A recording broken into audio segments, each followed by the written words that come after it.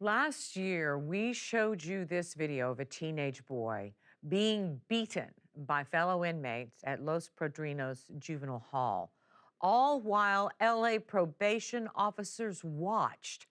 Now, an indictment of 30 officers who not only allowed the violence, but allegedly orchestrated it. LA Times reporter Rebecca Ellis writes that while the indictment shocked many, others say the brawls are nothing new. Rebecca, it's good to see you. Thanks for being here. Thanks for having me. As you said to me, this is depressing, but unfortunately, it's really not shocking. Let's take a longer look at this video and describe, if you would, what we're seeing. Yeah, so this is the video that really started these allegations. And you'll see in the video, there is a teen being beaten up by a group of other teenagers, kind of one by one in almost this coordinated fashion. You'll see the beatdown in each time lasts for roughly a few seconds. The staff members are standing by. In one case, one of the officers seems to smile at one of the assailants. And so, yeah, this is a video that really shocked people when it surfaced last year.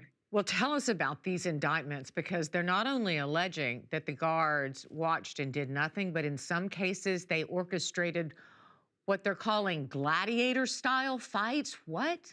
Yeah, so these indictments were really shocking. So it was in earlier this month, the AG's office charged 30 probation officers, and all of them have counts of child abuse, varying counts from specific incidents, alleged fights, and then three of the guards also have counts of conspiracy, and that is sort of where the gladiator fight allegation comes from. The allegation is that three of these guards specifically not just watch these fights happen, but organize them amongst the youth. And in this recent piece that you and a couple of other reporters worked on, there's a defense attorney who says this is an open secret. Yeah, so that defense attorney, Jaren Gunsberg, says, hey, look, like, yes, the AG's office coming out right now and saying, oh my God, in Los Padrinos, this hall, by the way, which has only been open since last year, these allegations of officers sponsoring organizing fights is nothing new. There have been complaints for years in the county's other halls about this. And I will say one of the things that was interesting is after the AG's office came out with these indictments saying, okay, there are gladiator fights, a lot of us reporters were like, all right, well, what does that actually mean? And it turns out it seems to have mean a bunch of different things. We spoke with an 18-year-old for that story who said, when I was in Los Padrinos last year, officers used to offer me food in exchange for beating up another kid. It was a kid that they were having issues with, and they would buy him, say, In-N-Out to beat him up. So that was something that was really surprising.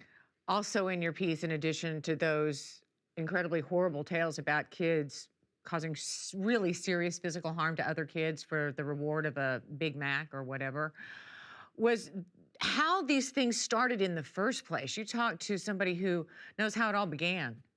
Yeah, so there was that kid I spoke with who said, see, look, sometimes it was food bounties, other times, which seems like might be what was happening in the video, when there was a new kid who would enter the unit who was believed to have a gang affiliation that might not, that didn't like the other kids with different gang affiliations and sides.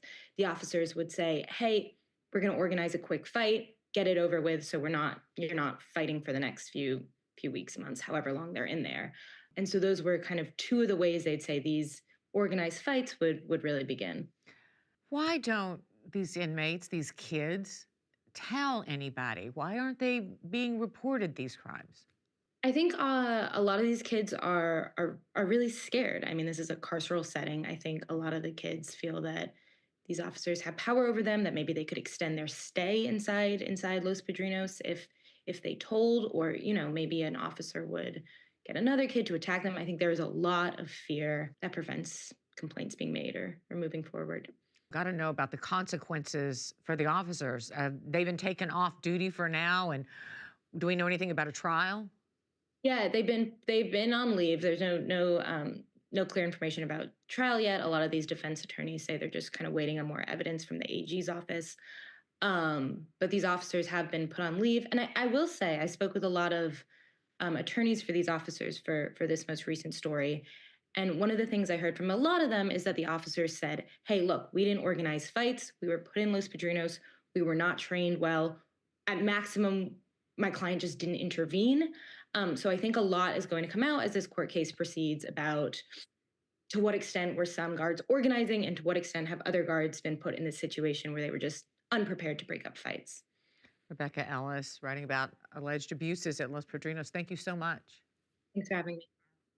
Thank you for watching our YouTube channel. For more stories in your communities, click the subscribe button right here. You can also download our app or watch us on TV for the latest information, balanced coverage, weather updates every 10 minutes, and more. We'll see you then.